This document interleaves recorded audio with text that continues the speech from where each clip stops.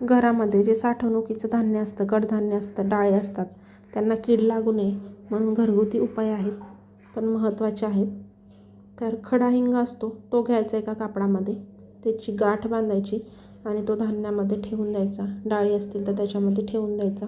वर्षभर धान्याला काहीही होत नाही. त्याचप्रमाणे लवंग असतात घरामध्ये, दालचिनी असतात, त्याचा तुकडा घ्यायचा दालचिनीचा एक मोठा आणि त्याची गाठ बांधायची आणि धान्यामध्ये ठेवून द्यायचा. याच्यामुळं काय होतं ना, धान्याला कीड तर लागतच नाही, पण सुगंधही धान्याचा अतिशय छान येतो.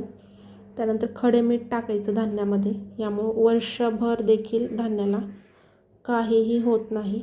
आणि ते बरणीमध्ये टाकल्यानंतर व्यवस्थित असं मिक्स करून घ्यायचं,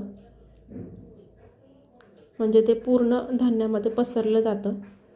व्हिडिओला पटकन लाईक आणि चॅनलला सबस्क्राईब करा. थँक्यू.